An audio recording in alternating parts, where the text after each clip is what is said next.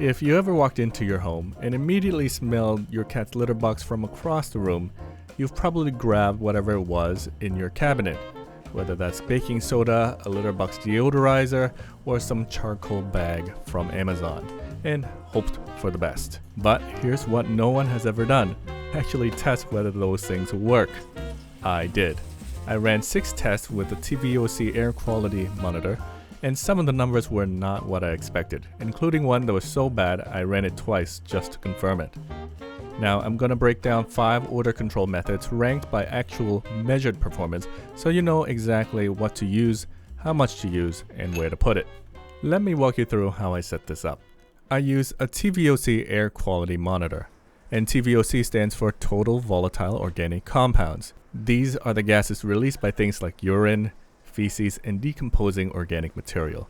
Essentially, everything your cat leaves in the litter box. The higher that number, the worse the air quality, and the worse your home smells. This specific device also tracks formaldehyde and CO2, but for this test, TVOC is the number we care about. And to give those numbers some context, here's how air quality agencies generally classify TVOC levels. Below 0.3 milligrams per cubic meter is clean air. Most people won't have any issues. 0.3 to 0.5 is acceptable, though sensitive people might notice it. 0.5 to 1.0 is where complaints may start. Eyes, nose, and throat irritation become possible. 1.0 to 3.0 is poor air quality. Irritation and discomfort are likely, not just possible. And above 3.0, well, you may need to take immediate action.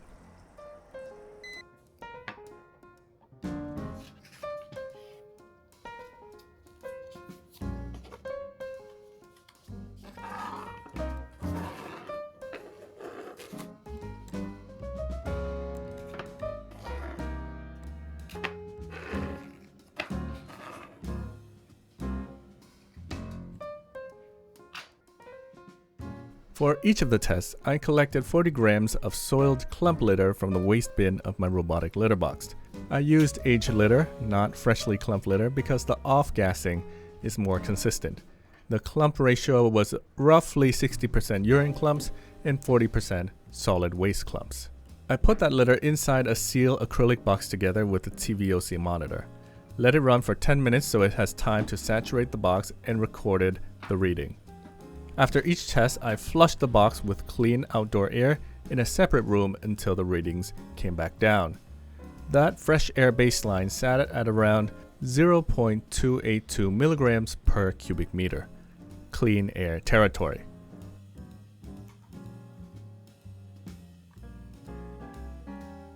For each of the methods, I used 5 grams sprinkled directly on top of the soiled litter, except one test where I used a 45-gram filter bag, which I'll explain when we get to it.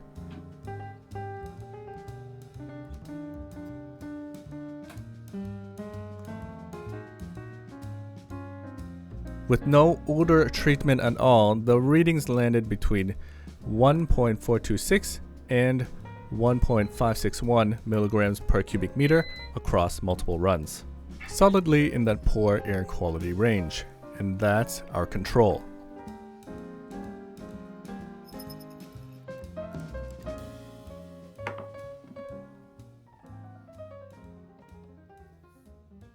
The first thing I tested was granulated activated carbon, and it came in at 0.951 milligrams per cubic meter. Right away, that's a 33 reduction from the untreated reading, a meaningful drop. I'm starting here because this number becomes the benchmark everything else gets measured against. Activated carbon works through adsorption. Gas molecules bond to the enormous surface area inside the carbon granule. Many commercial clay litters already include granulated carbon in their formula, which tells you the industry knows it works. So the first hack, if you need more odor control, is to use granulated activated carbon to trap odors at the source. It is indeed highly effective. However, it does produce fine dust. If you sprinkle too much directly on the litter surface, your cats may track black powder across your floor. You can fix this by rinsing the carbon in a strainer to wash away the dust, but you must let it completely dry before adding it to your litter box so it doesn't prematurely clump your litter. If you're lazy like me and you want the performance of carbon, I'll get to a workaround later on in the video. For now, consider carbon as your baseline for raw odor stopping power. After the carbon performed well, I tested baking soda, the age-old recommended advice for odor control. The reading initially reacted so fast I actually thought my sensor was broken. Minutes in, it's already above its baseline. Baking soda is something I previously suggested avoiding because of my own experiences. It always seemed to make the smells worse.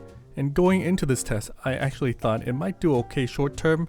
My thinking was that it would handle solid waste odors, while the ammonia reaction would be too slow to cause a real problem. Well, that was wrong.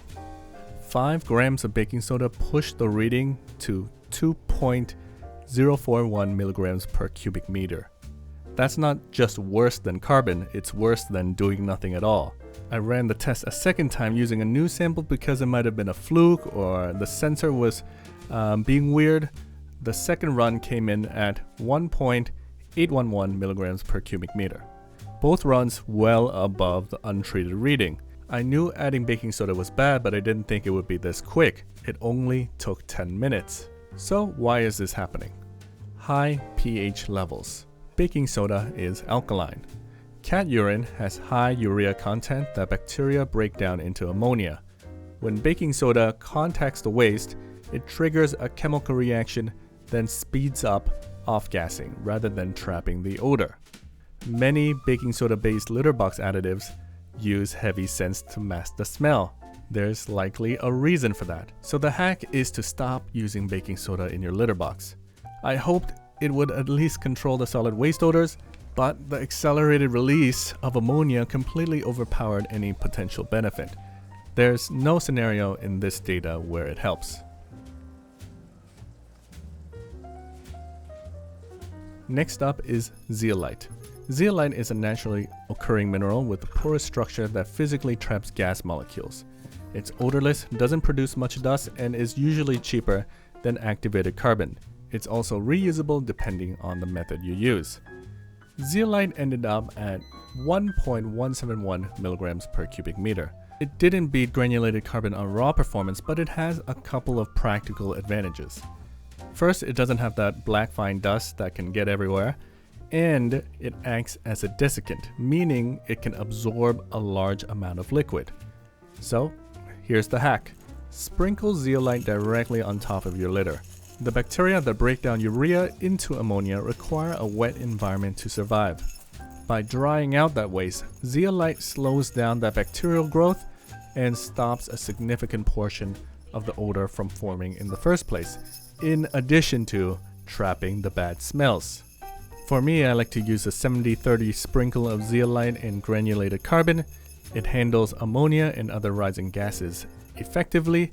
It can also be mixed with filter bags, which is exactly what the next test confirmed. The last two tests combined zeolite and granulated carbon to see if these can complement each other. A 5-gram mix of zeolite and granulated carbon came in at 1.076 milligram per cubic meter, better than zeolite alone at the same quantity. The two materials are, again, complementary. Carbon handles the heavier compounds with solid waste, and zeolite handles the ammonia along with drying out the waste. Then I tested a 45-gram zeolite carbon mix inside a filter mesh bag, placed inside the enclosed space rather than sprinkled on the litter. That came in at 1.026 milligrams per cubic meter.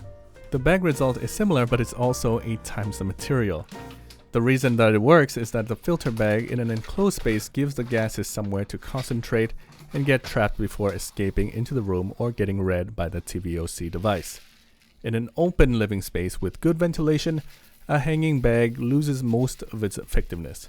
It needs a more contained environment. And with that context, the next hack is to put a mostly carbon mix with zeolite in a filter mesh bag inside any enclosed space around or in the litter box. For example, inside the waste bin of a robotic litter box like I'm doing here, inside a hooded or top entry box of traditional litter boxes, inside the bathroom if your litter box is in there, or the litter box enclosure if you do use one. The more contained the space, the better it performs. Here's a bonus hack: if your litter stepper has a hollow chamber underneath, use it. Solid waste odor compounds are usually denser than air and settle low, and the hollow chamber is exactly where they accumulate. And a small mixed carbon zeolite bag there can passively remove some smells in addition to controlling litter tracking. To recap the final rankings from worst to best in just direct odor control, baking soda is of course at the very bottom. It is actively worse than doing nothing.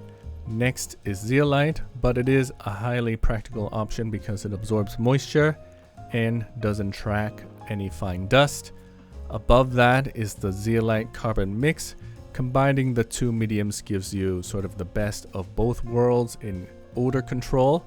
And of course, granulated carbon takes the top spot as it is the most efficient material per gram for raw odor reduction. An honorable mention goes to the carbon and zeolite bag.